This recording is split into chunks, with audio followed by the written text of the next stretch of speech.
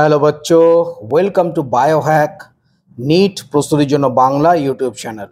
আমি আমার আগের ভিডিওতে তোমাদের বলেছি যে WBMCCতে কিন্তু আমাদের ওয়েস্ট বেঙ্গল যে কাউন্সেলিং রাউন্ড 2 তার রেজাল্ট চলে এসছে, তোমরা সবাই হয়তো দেখে নিয়েছো।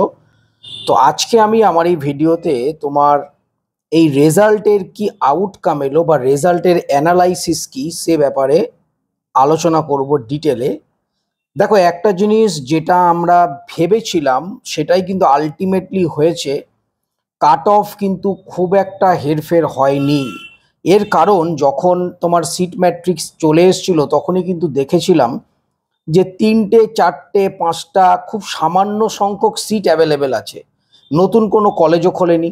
তাহলে কাট অফ কি করে নিচে যাবে? যাওয়ার তো কোনো সম্ভব নয়। সেই রকমই প্রায় হয়েছে। কিছু কিছু ক্ষেত্রে কাট অফ ফার্স্ট রাউন্ডে যা ছিল তাই আছে, কয়েকটা ক্ষেত্রে হয়তো কিছুটা কমেছে। আজকে আমি তোমাদেরকে লাস্ট কোন কোন ক্যাটাগরির কোন কোন কলেজ কত কাট অফে গেছে এই সম্বন্ধে ডিটেলে বলছি। আরেকটা জিনিস খুব গুরুত্বপূর্ণ, সেটা হচ্ছে থার্ড রাউন্ড। থার্ড রাউন্ডে কিন্তু নতুন কোনো কিছু কলেজ বা নতুন কিছু সিট অ্যাড হওয়ার সম্ভাবনা আছে, যেটুকু শুনতে পাচ্ছি বিভিন্ন মিডিয়া থেকে। এবং থার্ড রাউন্ডে আরেকটা জিনিস হয়, যেটা হচ্ছে তোমার যে ফিজিক্যাল হ্যান্ডিক্যাপ যে সিটগুলো সেগুলো কিন্তু সেকেন্ড রাউন্ডে অ্যাড হয় না। সেগুলো যেহেতু সেকেন্ড রাউন্ডে যদি ভ্যাকেন্ট থাকে, কেননা ফিজিক্যাল হ্যান্ডিক্যাপ যারা রয়েছে বিভিন্ন ক্যাটাগরি ওয়াইজ, সেই সমস্ত সিটগুলো কিন্তু ফিজিক্যাল হ্যান্ডিক্যাপ্টের যে সিট সেগুলো সেই রেসপেক্টিভ যে ক্যাটাগরি তাতে কনভার্ট হয়ে যাবে থার্ড রাউন্ডে। তাছাড়াও থার্ড রাউন্ডে যদি কোথাও সিট ইনক্রিজ হয়, কোনো নতুন কলেজ খোলে, বা টোটাল ওভারঅল ধরো, আবার রিসেন্টলি তোমাদের আমি কালকেই বলেছি যে একটা নতুন নোটিফিকেশন এসছে, ফার্স্ট রাউন্ডে কেউ যদি সিট স্যারেন্ডার করে সেই সিটগুলো, তো সেই সবগুলো অ্যাড হয়ে থার্ড রাউন্ডে কিন্তু সেকেন্ড রাউন্ডের তুলনায় সিট বেশি থাকবে। সেকেন্ড রাউন্ডে যে যত সিট অ্যাভেলেবেল ছিল, থার্ড রাউন্ডে কিন্তু তার থেকে বেশি সিট অ্যাভেলেবেল থাকবে। তোমরা মিলিয়ে নিও, এবং সেক্ষেত্রে কাট অফ কিন্তু কিছুটা বিলো যাওয়ার সম্ভাবনা রয়েছে। তো সেকেন্ড রাউন্ডের যে রেজাল্ট, সেখান থেকে যেটা আমরা দেখতে পাচ্ছি সেগুলো দেখে নাও। এটা হচ্ছে ফ্রেশ অ্যালটমেন্ট, মানে যারা নতুন কলেজ পেয়েছে, আপগ্রেডেশন নয়, ফ্রেশ অ্যালটমেন্টের কথা আমি বলছি। জেনারেল ক্যাটাগরির যে অল ইন্ডিয়া র্যাঙ্ক সেটা হচ্ছে 30,730। লাস্ট যে কলেজ সেটা ছিল Maharaja Jitendra Narayan government medical college. এবার আমরা যদি ওবিসি এ দেখি, সেটা গেছে 42,078। সেটার লাস্ট যে কলেজ দেবেন মাহাতো গভর্নমেন্ট মেডিকেল কলেজ।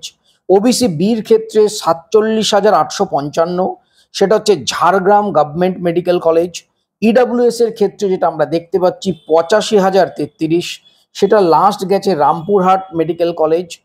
এসসির ক্ষেত্রে যেটা গেছে 1,29,099, সেটা দেবেন মাহাতো গভর্নমেন্ট মেডিকেল কলেজ।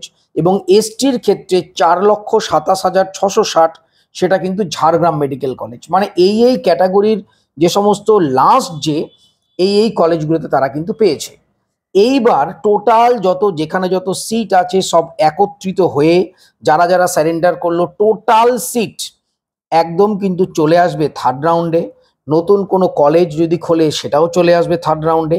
এবার ওভারঅল থার্ড রাউন্ডের যে কলেজগুলো তাদের কাউন্সিলিং হবে।